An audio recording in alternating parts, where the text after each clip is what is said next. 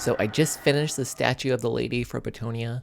I'm very excited with how the paint job turned out, and I'm excited to share with you where I got it, how I painted it, and some ideas I have for using it as a terrain piece for Warhammer the Old World. So the piece itself comes from Noble Miniatures. So the company itself has been around for a while, but doesn't always have the best reputation. Their original Kickstarter was like a year late, and their customer support has been less than perfect, with a lot of people complaining that they've just been ignored with their questions. And oftentimes their orders arrive very late. Personally, I've had 3 or 4 orders from them so far. I've never had an issue. I live in the States, and everything comes in about a month after I order it. But I will say that when I ordered the statue, I never got a payment confirmation, even though the charge went through, and they never answered my email when I asked about it. So keep that in mind if you decide to place an order. Personally, I think it's safe. Just know what you're getting into before you make your payment. And now let's get to the fun part, how I painted this thing. So the first step, of course, is to prime the model. Here I primed everything black and then did another layer angled downward with gray cere to keep the darkest areas of the model still black and the lighter areas of gray. And then for the first actual paint step, I'm going about 50-50 with the Mechanicus Gray and a medium. You could also use water here. The medium just helps it dry a little bit better. And when I put this on the model, which I'm going to cover all over, I'm actually using the body of the brush rather than the tips, which is going to leave some of the gray into the recesses. It's just going to hit the higher points. This method is called Flatbrushing. I don't use a lot, but it's great for terrain like this, to where you have a lot of uneven surfaces and you can paint a large volume of model very quickly. So I'm just going to do the entire model this way, and we'll move on to the next step.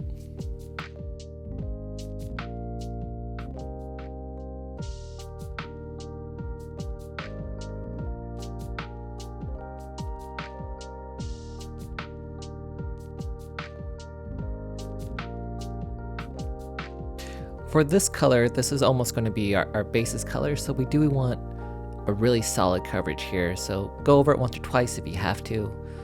You just want good coverage here, and as we build up different layers, we'll paint less and less heavy-handedly. And this will give us a nice blend to end it.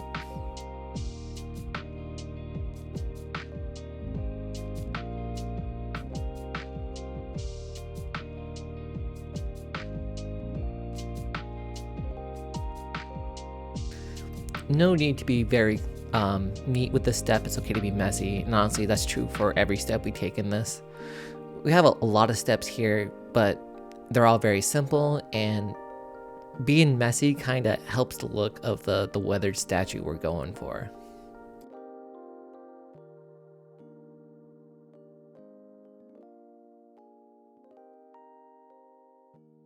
Once that's dry, we're going to water down a little bit of this Dawnstone. Again, with medium or water, it's just going to dry better if you use medium.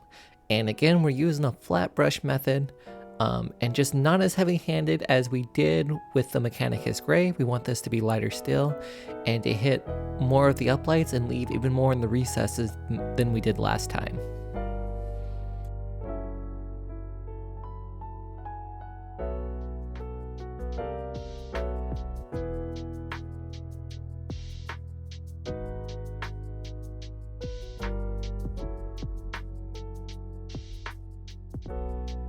Again, we don't have to be particularly neat. We can be messy.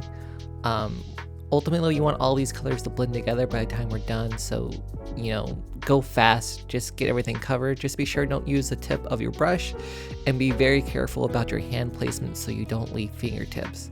For this is especially important to make sure the layers are completely dry between application, because it's hard to do without touching the model at all unless you have a really big base holder. But really the worst thing you can do to mess this up is you use the tip of your brush or put your fingerprints in it. Otherwise, just have fun, slap on a coat of paint, and move on to the next step.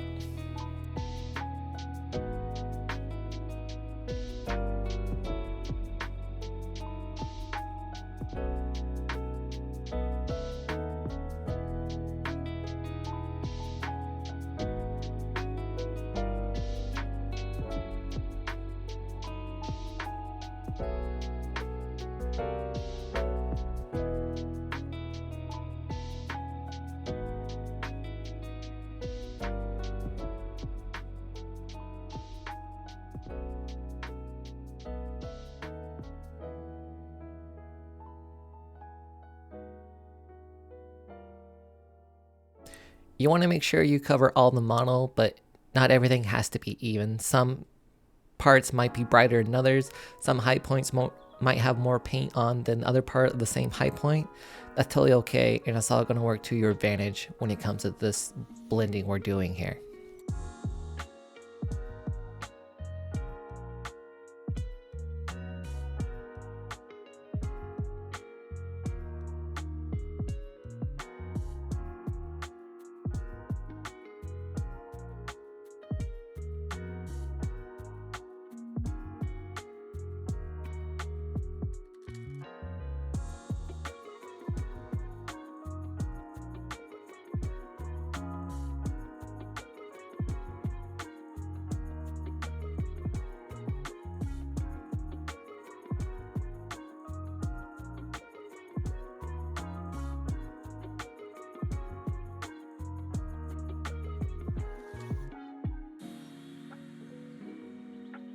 Sticking with the same flat brushing technique, but this time we're going to use a 50-50 mix of Dawn Stone and Karak Stone, another GW paint.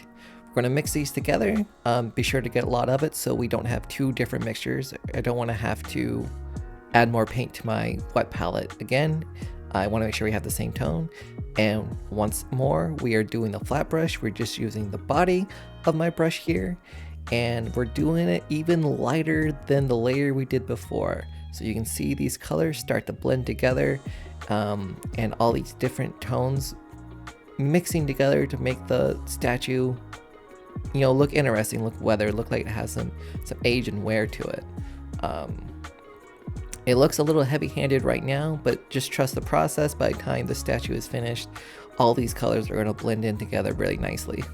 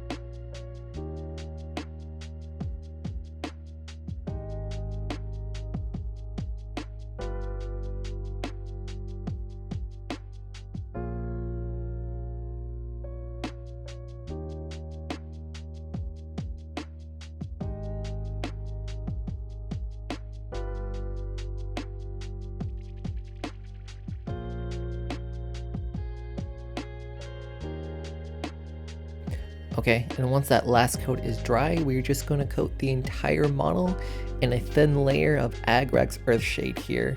Again, this is going to ease with the weathering effects and help these colors blend together. The main thing to focus on here is you do not want this to pool anywhere, so just be very careful to make sure this is a very thin and even layer of Agrax Earthshade without any big pools.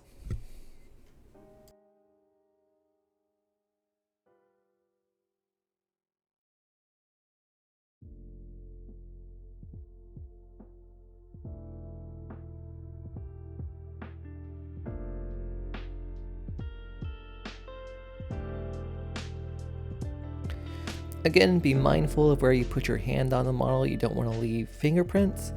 And this does dry relatively fast, so just keep an eye on things and make sure you don't accidentally pulls behind you. If you see a pool forming, try to brush it out. If it's real thick, dip your brush into a paper towel so it absorbs some of the color, then go back in and soak some more up. And yeah, really, you just don't want to leave pools on this step, is the gist of it.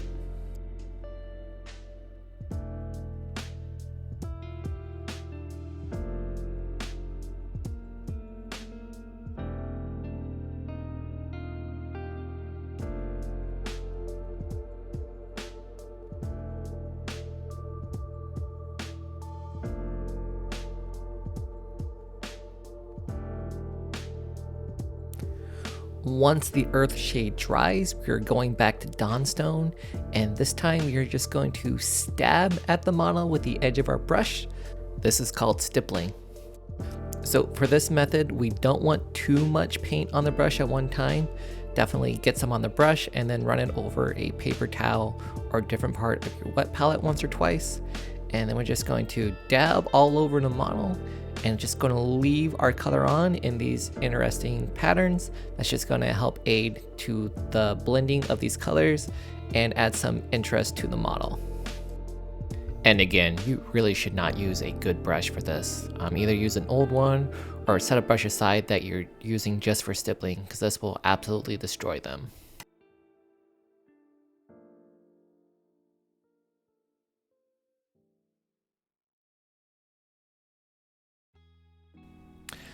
I'm going around the model here. Some areas I'm doing it heavier than others. Like flat areas, there's a lot of this color. Non-flat areas, there's less. There's no rhyme or reason to it. You just want a little bit of chaos here.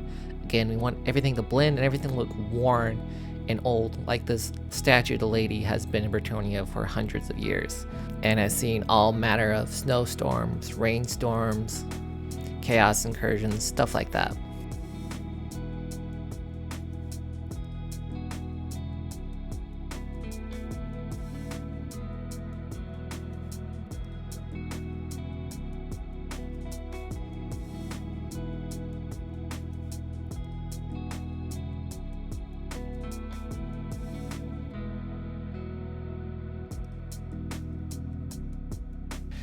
Same method, different color. Now we're going to use Wakar Flesh and do the exact same thing. We're going to stipple this model all over, just doing a little bit less than the layer before. So these layers build up gradually. The oldest layer in the recesses, the newest layer on top.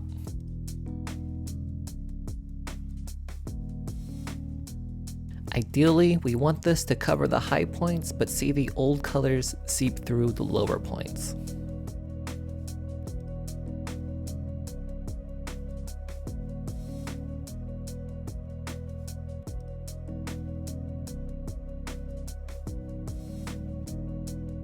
If this seems too bright for you while it's wet, don't panic, it does dull down when it dries.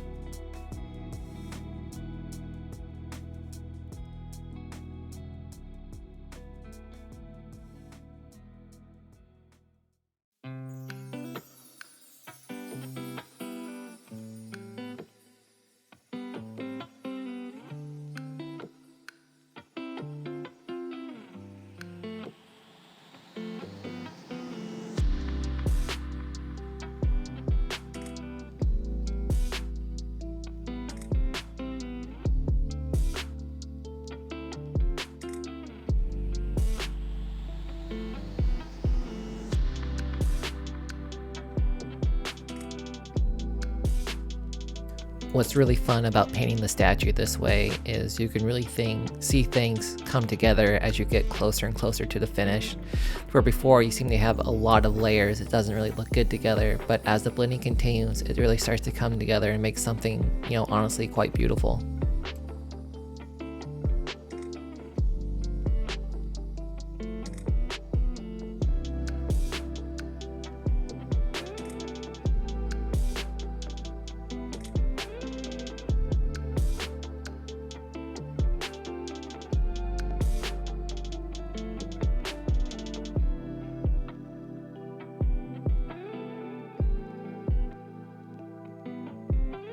So I am following someone else's guide as I paint this statue, and I will link it in the comments. But right for this part, they require flayed one flesh, which I didn't have. So instead, I took a mixture of pallid witch flesh, Morghast bone, and Rakkar flesh. I mixed them together about a third apiece. I didn't get something that was probably akin to flayed one flesh, but I got a nice color for this next layer that I ended up being really happy with.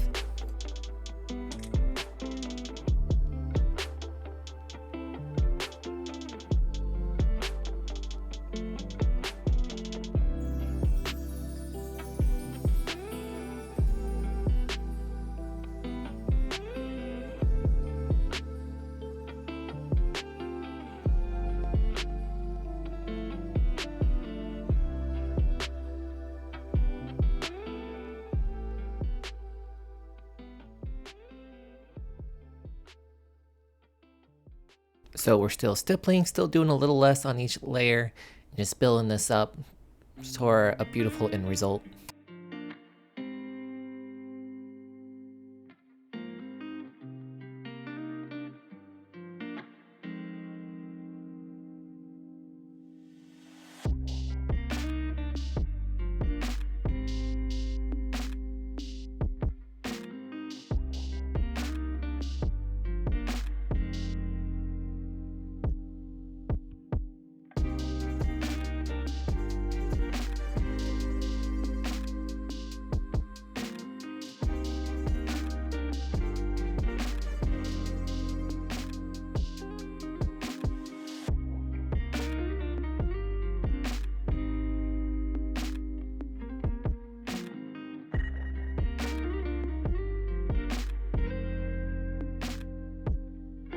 And once that layer is dry, we're going to follow up with another layer, this time pure pallid witch flesh from GW.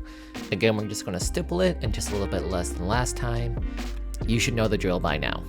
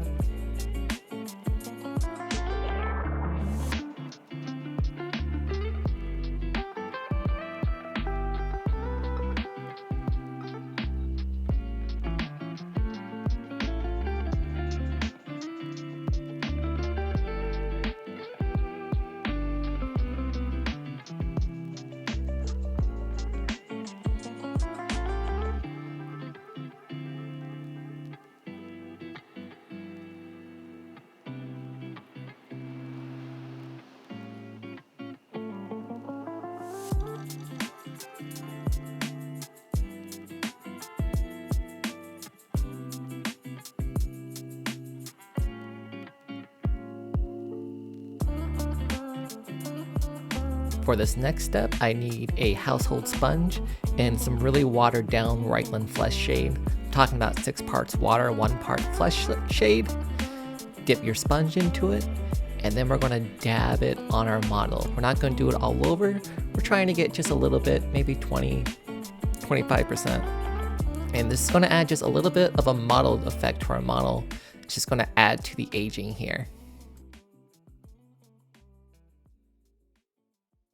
It's subtle, but in person you can see how this adds to the stone.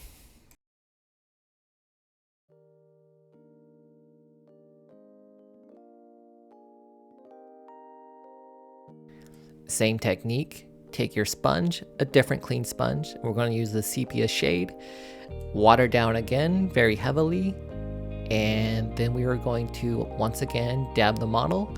We don't want these shades to overlap anywhere, so don't put this color anywhere you have the Reichland flesh shade. Pick new spots on the model and cover, 20%, 30% of it, whatever.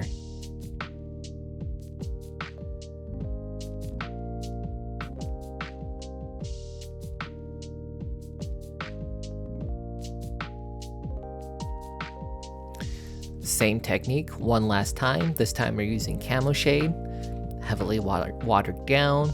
We're going to put on our sponge, and again we're going to start doing new parts of the model. For the green wash, I opted to do that more near the bottom than the other two, but honestly I don't think it matters. It just adds some very slight variation all over the model, so you can mix these up anywhere. You just want to be careful that they don't overlap.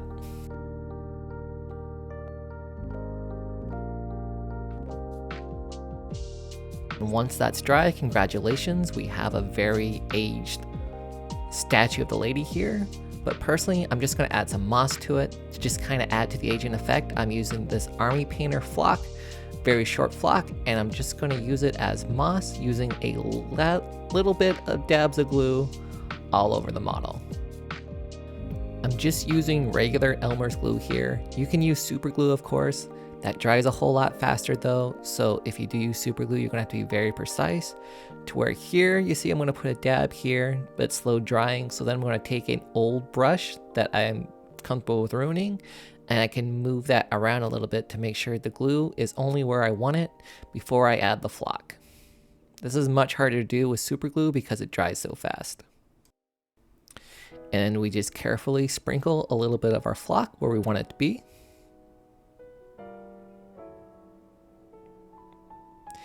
And I'm going to use my fingers or the edge of a paintbrush because we don't want any of this flock to stand up. We want it to be low and flat like moss. And then we're going to push off the excess flock and do it for other parts of our model. It's a very fine line we're trying to weave here. We want enough moss on the statue to make it look old, make it look interesting, but not so much it overpowers the paint job we've already did and takes over.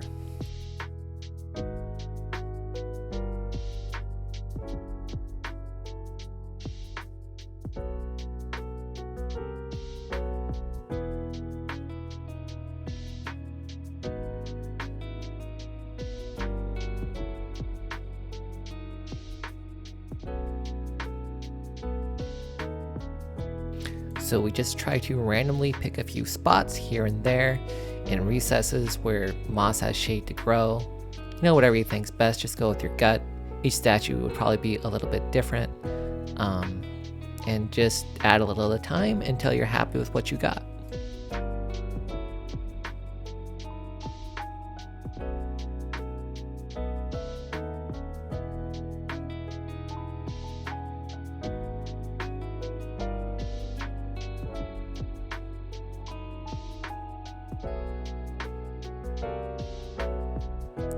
Remember, the glue does dry very slow, so you could do several spots at one time without risking the glue drying before you get a chance to put flock in it.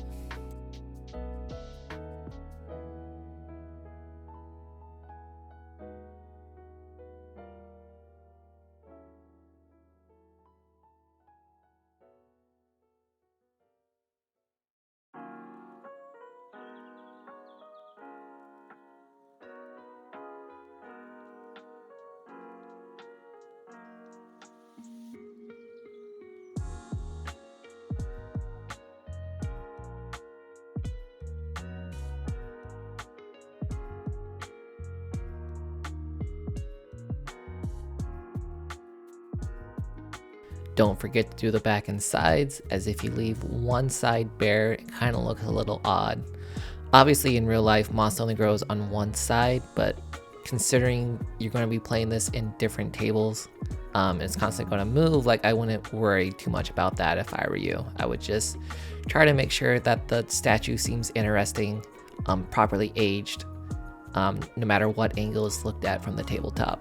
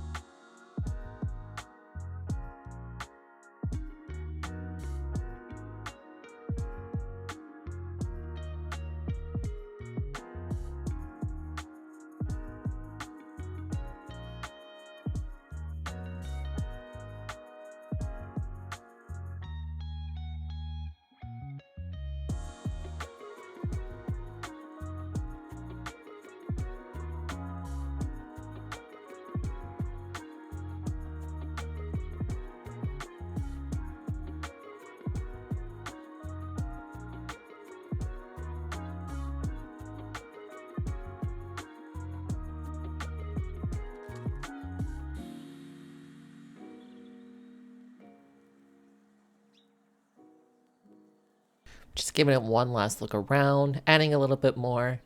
Again, it's best to start off light and go on, because you can't take it off once it's on. So just be very careful not to overdo it. Find out interesting places to put the flock and enjoy.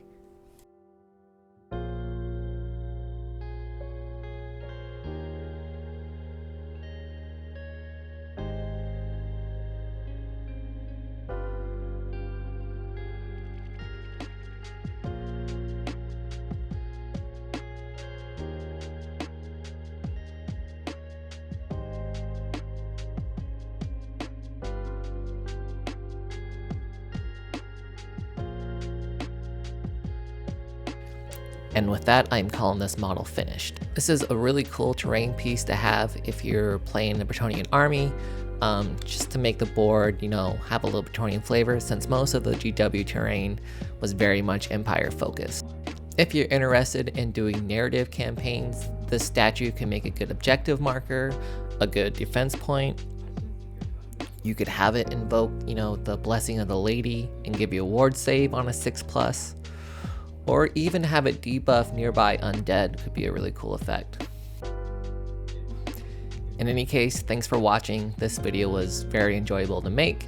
And if you end up getting the model, let me know. I'd be super interested if I, brought something new to your table.